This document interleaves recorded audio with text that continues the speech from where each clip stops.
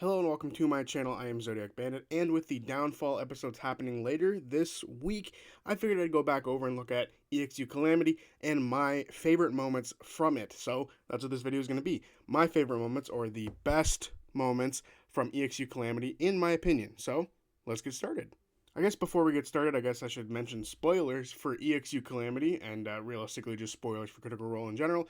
But also, I won't be talking after each clip. I will be showing every clip before I give my sort of explanation at the end. So if you don't want to hear the explanations for any of the clips, once the clips all run out, then that's it for you. You can peace out. But for the rest of us who want to have a conversation and who want to hear my explanations as to why I picked the clips that I did, that'll be at the end of the video. So yeah, now let's get started. Go over. My best friend. You go over and you see that there is a Hadmadad holding a small tray of drinks, and you see Bolo is there saying, "I need drinks from you, not this." And you see that the Hadmadad's like, "Listen, I only have a small list of pre-programmed responses. I'm not actually sentient. So, if I'm saying this, you know that you've asked for something that's not included in my brain." Good evening. I know all the faces in this gin joint, but I don't seem to know yours. This bag is giving me a hard time. I'm sorry to hear that. I didn't catch your name. Bola? Bola. Bolo? I am Sarit Agrupnin. My friends call me Pinch. Bola from... Aor? Bola from Aor. Mysterious. If you need anything, please don't hesitate to ask. Can I escort you? I need the drinks. You need the drinks. This bag keep arguing with me. Yes, it does. I hate it when they do that. Can you destroy?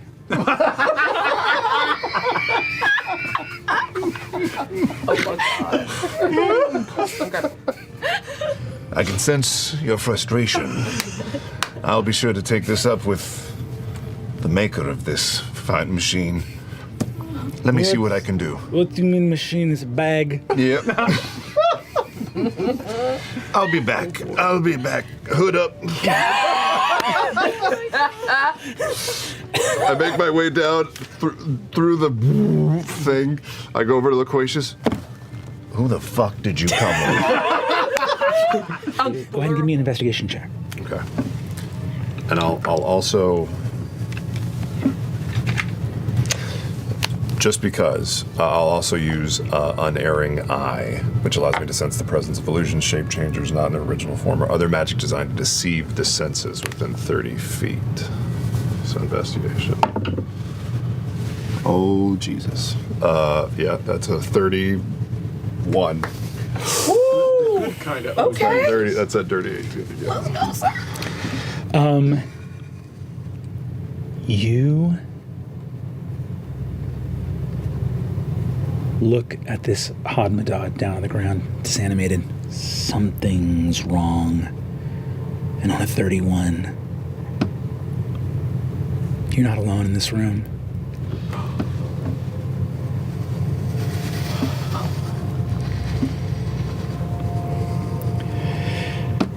Invisibility is a pretty beloved power. It's easy to get. Even very junior mages can master it. The problem with invisibility is light is very important for a number of functions. And no matter how cloaked you might be in it, you can't make your whole self invisible, even if it's smaller than a pinprick. You need just enough of your eyes to stay visible that light can hit them and you can still see. Now, perceiving a fraction of a pupil hanging in space, smaller than a grain of sand, would be beyond most people. But you've been trained to look for them because they always move in two. Amazing. Unlike your eyes. I am part lizard. You look up in a mirror in the chamber, and you can see behind you, smaller than grains of sand, there are 2 pupils. I go about my normal business, bring my eyes down from the mirror, continue with the items, and I will slowly reach under my arms and unsheath both of my hawks. And as fast as I can, I'll spin and not only draw both of the hawks, but my wings come out. Hell yes. For the first time in this campaign, go ahead and give me an attack roll. And you can go ahead and give me a stealth. You don't even need a bonus action for it, but give me a stealth to see if you can hide the drawing of the axes. 21 for stealth. Okay. Copy that. Okay. Go ahead and make the attack roll with advantage. With advantage. Oh my god. Oh. It's 18 both times, so a 25 to hit. You absolutely hit. You are going to roll sneak attack on this. Oh shit! Yeah. Okay. What is that? Is that 8d6s? It's 7d6. 7. Oh my god. Okay, so that's 24 points of damage. You rolled 1-6. No, I know. I did it because I mean I could do 7. You know what? No. You know what? I have him here. Do it. I have him here. Why not? I should just do it. Yeah, come on. Let's hear the noise. Never rolled this many fucking. Let's go. Okay. 8, Do that math. 15, 23, 25 points. You whip around. You see where the eyes are, so you don't need to even see where the neck is. If the eyes are that far apart, right there. The first thing that becomes visible is the blood hitting the wall, and you hear the drop before the spell fades. Oh my god. This person went from being invisible to being dead and didn't have time to register what was happening. You see a body materialize out of invisibility. Chunks of skin carved off of a shaved head. Lips carved off of a face. What? Wearing rags covered in infernal runes. A mortal man who nonetheless is stitched together with orange irises and bloodshot eyes staring out of a dead face. You hear behind you from the mirror. Oh. You will never reach the Wild Mother's embrace in time. Are you looking for something? You turn around, and in the mirror you see a shape. In mist, swimming in the fog. In the mutilated face of Vespin Chloris.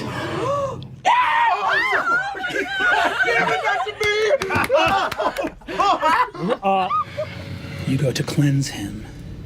He accepts your hand and leans his face against your shoulder as you sail through the air side by side. Zartaza smiles, Vespin hunched down by the tree, frozen in time as well.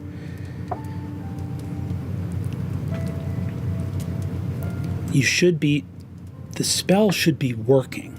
And it's not. And he looks at you, and he can tell something is wrong. Like, he's looking at you, like, wondering what's up. I know that it would have succeeded, and it should have succeeded. Mm-hmm. Is that my understanding? Yeah, it should have. Yeah, absolutely. So... And he's confused. He's looking at you kind of confused. It's like, is something supposed to happen now? I don't know. What are you attempting to do? I want you to remember. Like you said, you remember everything. Yeah. I want you to remember who you were before. Yes. Before you came here. Before all of this. Do you remember? I think I remember. The nature of this nature of the ceremony. This is a ceremony of atonement, correct? Uh-huh. I see. I think I know what may be happening. What? The ritual of Evandrin, the resurrection, it didn't work because you tried to resurrect him, but he wasn't dead. Right. You're trying to atone me, and I didn't do anything wrong. And he stabs you through the heart. You want to know what I've always hated about mortals? And you feel his claws dig into the back. You're wrong! I lay a hand on him and I cast Remove Curse. Oh God. He laughs uproariously. Look at me. This is not who you are. This is not who you are! Who am I? You're not this! How have you forgotten? You think you know how you came here? You think you stumbled upon this place? Look at me. Look at me. I am the godless. I am a conduit of divinity that is far greater and more ancient than anything you have ever understood. Look at me. You didn't stumble upon this place, you and your kin. You were called here. We have always been here. You were wandering in the abyss, lost. And we called you here so that you can have a home. You didn't create anything. We have always been here. You came and you shaped. You took and you shaped and you changed, but you didn't create a thing. You're no god. You're a child. You are a child, and you're lost. How do you not see that? You have referred to yourself and your fellow mortals as our children. You are not our children. You are a bad first draft. Ooh. The first plan was to destroy this, to let you all fade into nothingness. That's not gonna be how we do it this time. You think that you are a man of true belief and that it is all these wizards around you that are humble. Who is the most proud man here?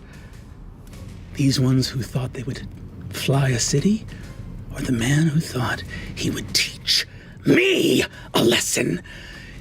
The only difference between you and the Dawn Father is that the Dawn Father's a little more humble. Now, I'll tell you why I spit on your forgiveness. I'll tell you why I loathe your redemption. To reach a hand down to somebody, they need to be beneath you! And I'm beneath nobody. You wanted to understand me. Then you should have accepted that I was right! And he pulls the back of your head and rips the skin off of your skull.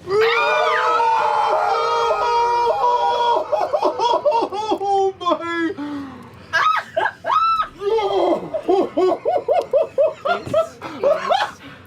Dungeon and Dragon. My You do skin have- is sticky. You do have 3 hit points. Maybe you'll survive this. Why don't come to this side of the table? Kill one of them.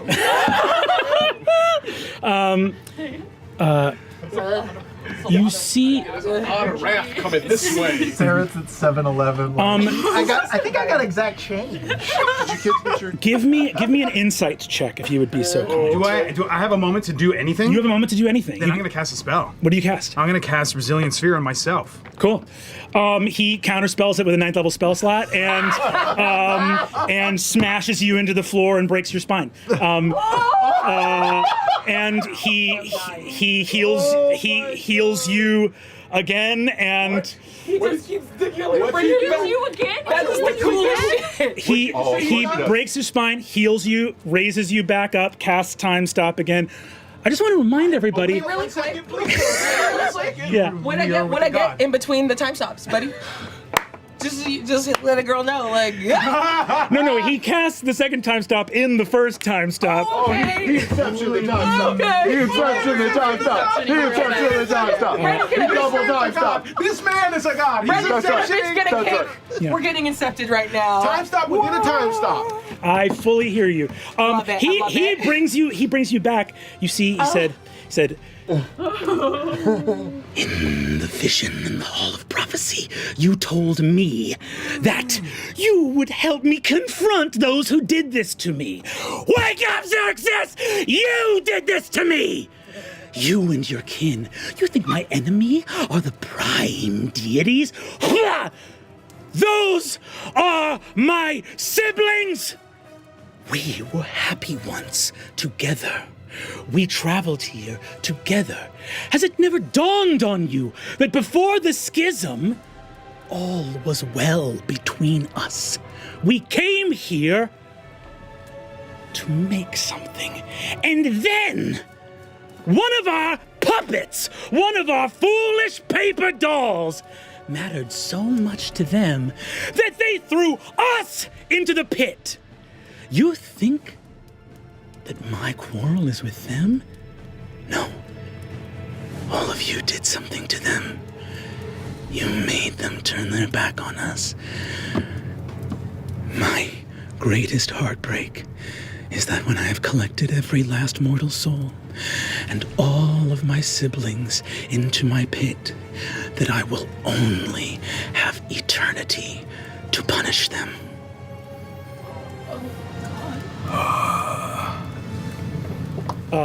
Laren, you take off. Nidus, you're headed to Seventh level Yeah. summoning of the dragon again. We don't have time to shut the fuck up. I am the last dragon of Avalier, and you will do as I command. as you say. That's right, that's the fuck I say. Love. So we'll do that. Incredible. You take off. Sarah, is it you hear in your stone?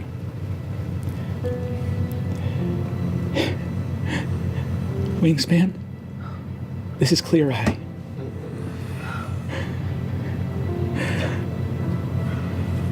I'm here. I hear you, Clear Eye.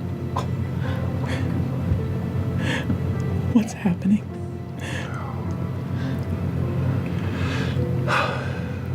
You sound so afraid.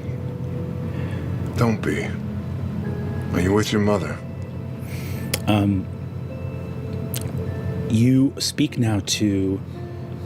You see that the stone gets grabbed by your son. He says, "Dad, this is Talon. We're back in where?" And you hear the voice of your wife, Rain, go, "Darling, we are in Grissar. All is well. Let me speak to your father." "Okay, bearer code names." And you see, she says, "Wingspan, I'm here. They're both here. They're both here. Tell me you're coming." I'm so sorry. I'm so sorry I was never there. I'm sorry I never saw you or them. If I can, I promise I will make it up to you. "That's a promise, Dad. That's a promise."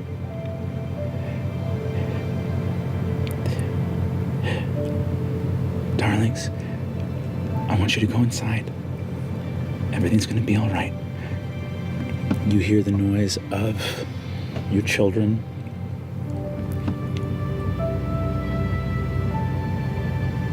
"Darling, is this goodbye?"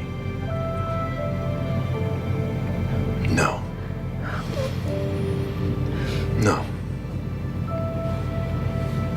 Those children are the best thing we ever did.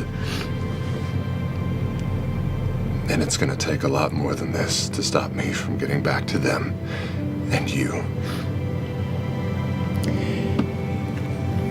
You begin to hear the rumbling.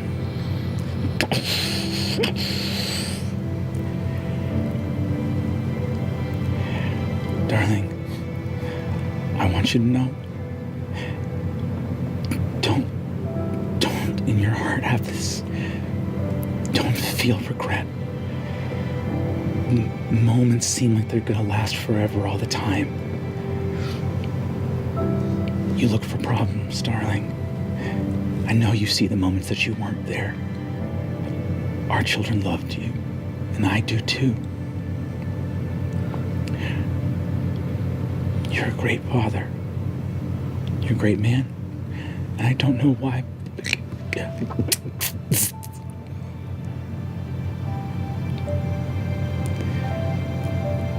The eruption of energy. Stone goes dark. You hear the noise of collapse in the labyrinth outside. Noise. Energy. Sarah, in this final moment,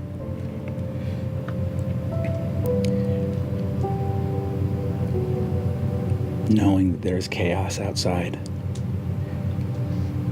the halls are crumbling, energy is being released, do you attempt to keep your promise to try and make your way out, or do you accept what is to come? I'll move to the door. And look, my children deserve that. My eyes go wide, feathers up. Can I send him across the bond? The labyrinth that I know so well, like directions to the closest viewing window that he could potentially make his way out of. The directions to the yes, absolutely. This will be our final roll of this campaign. Oh, you have bardic inspiration. I do. A D10? A D10. And mechanically that's giving advantage, correct? I do. You have a die of bardic inspiration. You have advantage. This is the Calamity. DC we are setting is 30. How is he all the way across the room? He is most of the way across the room, I believe. Yes. Why? I'll try to just throw him my talisman. I have a packed boon talisman. And that adds a D4 if he fails. A D4 if he fails. You're gonna roll this with advantage. And you have a die of inspiration. Let's roll the inspiration first. Inspiration first. See what you're adding. Come on. That's cocked. 8. Okay.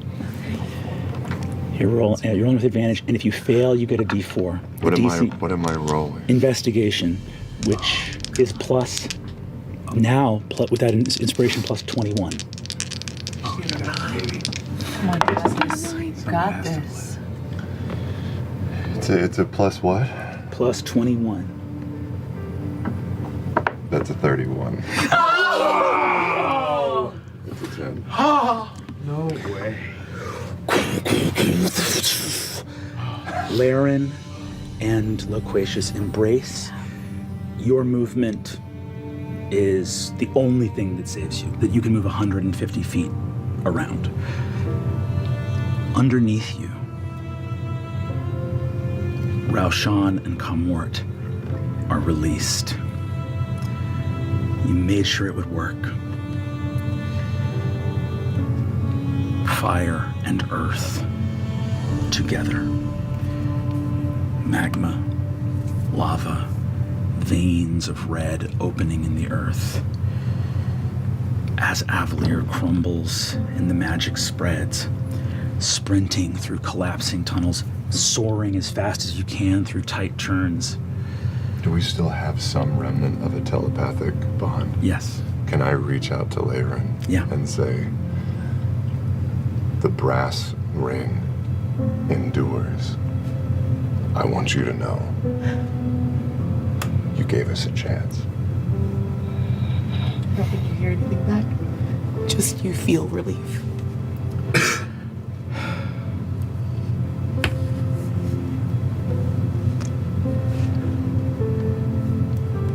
The continent of Dominus will have been unfamiliar to most people prior to the beginning of our story. Because in the modern age of Exandria, the chain of islands known as the Shattered Teeth is all that remains.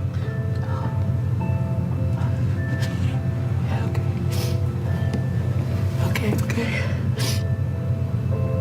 The most it could be contained to ensure that it would work was the land of Dominus.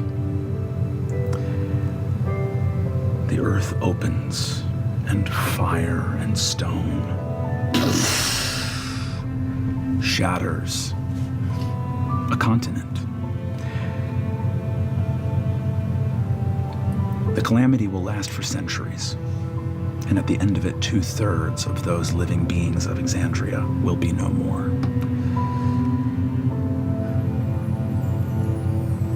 Some large amount of that greater number died not only in the first year, but in the first moments of calamity.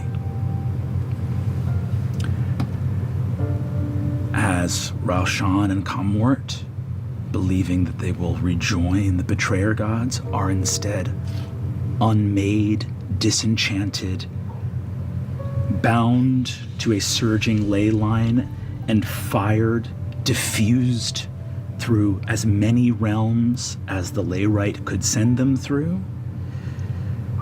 2 great titans are destroyed.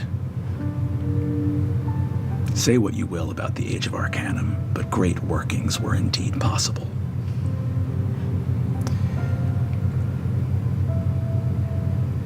Gone from Exandria, those primordials do not join the betrayers.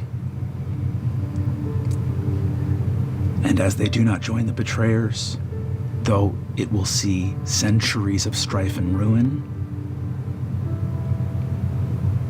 one day, the people of Exandria will triumph, and the calamity will end. Many will be lost. Divinity will be forever sequestered behind the divine gate. But at the end of it all, hope will return, as many times as it needs to. The eruption of ash and fire, molten stone, sends a cloud of ash and shadow that will cover Exandria for 100 years, marking the beginning of this age of ruin. Fire embraces Patia and Nidus. A different fire awaits the first night. And the fire, as brightly as it may burn, does not burn so brightly as your love, which shines the brightest in your last moment, having given this world a chance. Ash, heat, rising faster than you can imagine from the earth. And on a 31, at the very top of that cloud, the last member of the brass ring, gets to keep his promise to his family.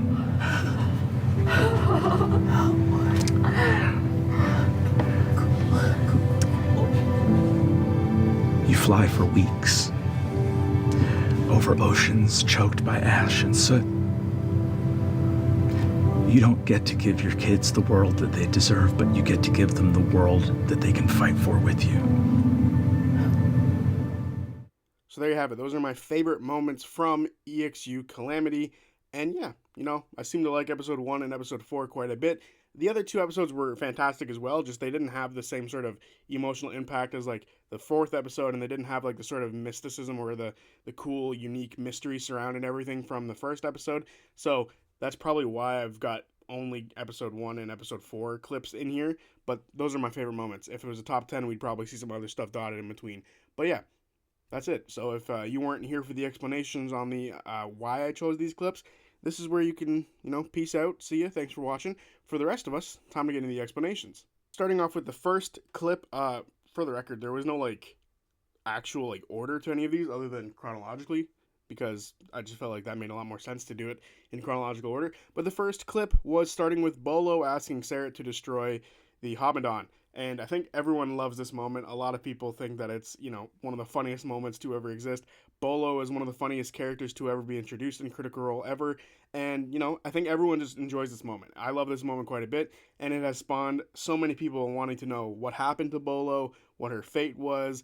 Did she actually transform into a dragon and escape?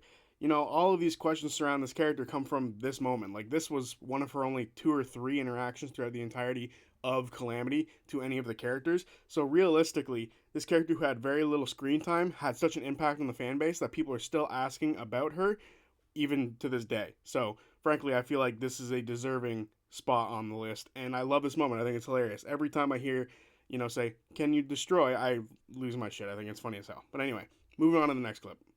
And the second clip was Sarah cutting down the invisible person. This, to me, was sick. First of all, it showed how great of an investigator Sarah was. It also showed how much of a rule bender Brennan Lee Mulligan truly is, and I'll explain that in a minute. But at the same time, the simple explanation of as to why Sarah can see someone who's invisible is amazing to me. The idea that there needs to be even just the slightest little bit of space so that light can go into the eye so that the person who's invisible can see is scientifically perfect. It is like one of the greatest explanations as to why someone doesn't have disadvantage on an attack against a person who's invisible. Because technically, when someone's invisible in D&D, anyone who takes an attack against them is supposed to have disadvantage. But Sarah had advantage, meaning he could use sneak attack. That technically shouldn't have happened because they gave him advantage from him being really good at stealthily taking out his hawks, and then that should just cancel out from the disadvantage of invincibility. But because he can see these people's eyeballs or their pupils, just barely the 2 grains of sand, he doesn't get that disadvantage, which I think is dope and really cool. So in that moment, Brennan showed that he was super willing to bend the rules for the rule of cool, because technically Sarah shouldn't have had sneak attack, which means that this character who he killed likely shouldn't have died. But at the same time, who cares? It's a badass moment. It's really cool. And I love this. I love the explanation. The explanation alone as to why this person who's really good at perceiving things and investigating things is able to cut someone down who's invisible. I think that is badass as shit.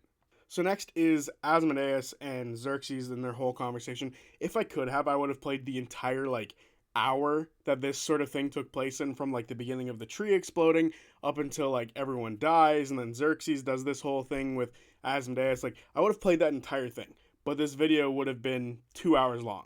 So realistically, it wasn't possible to do. So I played the part that I love the most, which is Asmodeus being but in order to, reach a hand down to someone, they have to be beneath you. That is a badass line, and one that I will love forever. I think it is such a good line. And he has so many good lines in here from this little clip alone, or from this conversation alone. You're a bad first draft is one of my favorite things I think a character has ever said. And it's just so badass. And the idea of him of Asmodeus being so powerful, he can time stop within a time stop, and then he can rip apart Xerxes, put him back together, rip him apart again. Like, it is just a badass showing from a god, and is just so, so good. And it really just goes to show, like, how powerful the gods are meant to be in this world. And I think it's the greatest example that we've seen in Critical Role of the power of the gods.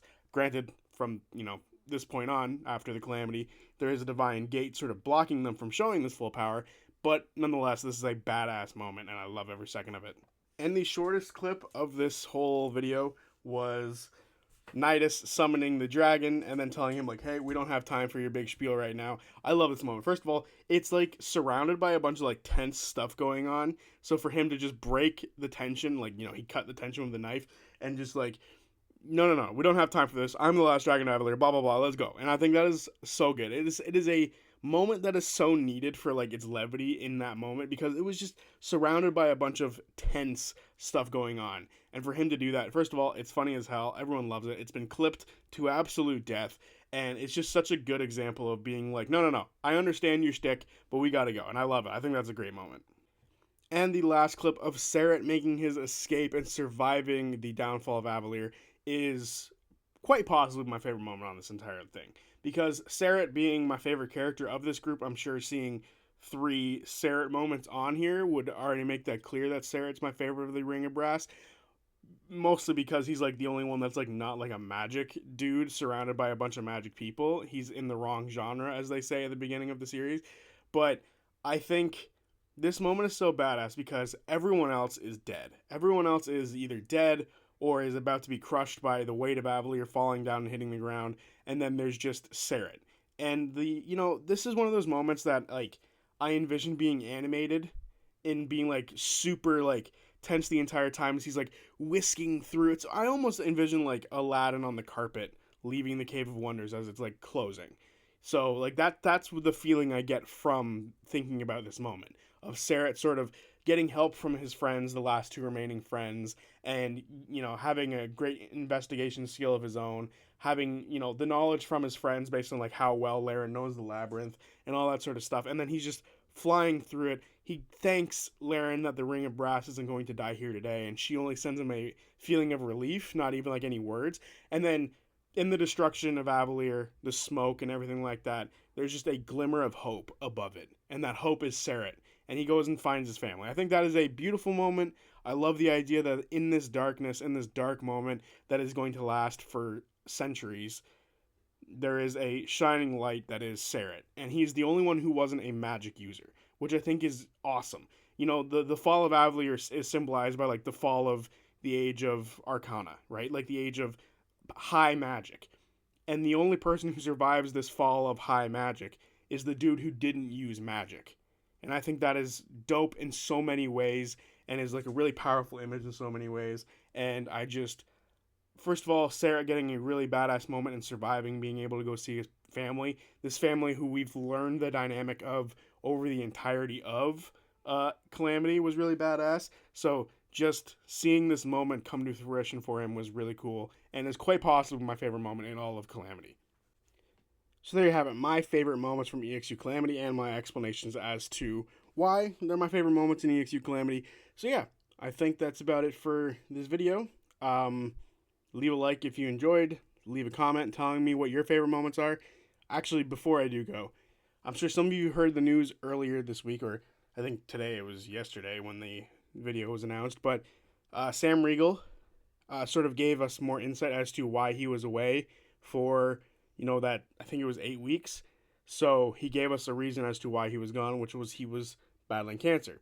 So all I have to really say is he's a warrior, and I think I can speak for most of us when I say that we love you, Sam Riegel. So we're glad to have you back, but if you need to step away, we'd all be understanding. Simple as that. So that's all I'm going to say on that matter. You're a warrior to me. So yeah, we love you. Anyway, I will see you guys on Friday for the recap of episode 99 of Critical Role, Campaign 3, Downfall, Part 1.